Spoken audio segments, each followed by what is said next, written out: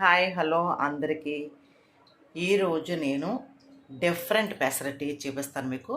అయితే టిఫిన్లు చేసుకుంటాం, మన ఇడ్లీ, దోశ, వడ, అలాంటి చపాతీ ఇవన్నీ చేసుకుంటాం. కానీ అన్నిటికంటే ఎంతో హెల్తీగా తినే టిఫిన్ ఇది. చాలా మంచిదన్నమాట. అయితే పెసరట్టు ఎక్కువ తినమని చెప్తారు, కానీ పెసరపప్పుతో తింటాం. అలా కాదు, పెసలు ఉంటాయి కదా, పెసలో డైరెక్ట్గా నైట్ టైం నానబెట్టుకుంటే ఉదయానికి ఇలా నాని ఉంటాయి. ఓకేనా? అలాగే ఇవి తెలుసు కదా మనకి, అలసందలు. ఓకే, తర్వాత ఇదిగోండి, ఇదేంటో తెలుసా?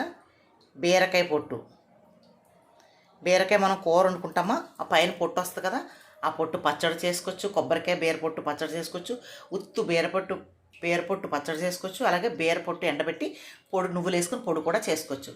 ఎలాగైనా తినచ్చు, కానీ ఎక్కువగా పొట్టు తింటే చాలా మంచిదండి. బీరకాయ కంటే బీరకాయ పైన పొట్టు తొక్క ఉంటుంది కదా, అది ఇంకా మంచిది. పీచు పదార్థం కదా, చాలా మంచిది. అయితే నేను ఈరోజు ఇవన్నీ కలిపి పెసరట్టు చేస్తాను అనమాట. అలసందలు, పెసలు, బీరపొట్టు, అలాగే కొద్దిగా బియ్యం నానబెట్టుకోవాలి.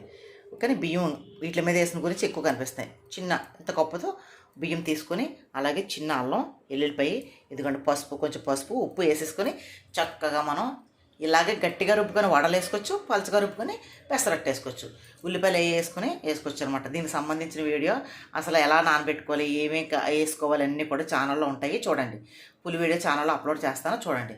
చాలా హెల్దీ టిఫిన్ అండి ఇది. పెసరట్టు చాలా మంచిది, పైగా చాలా రుచిగా కూడా ఉంటుంది.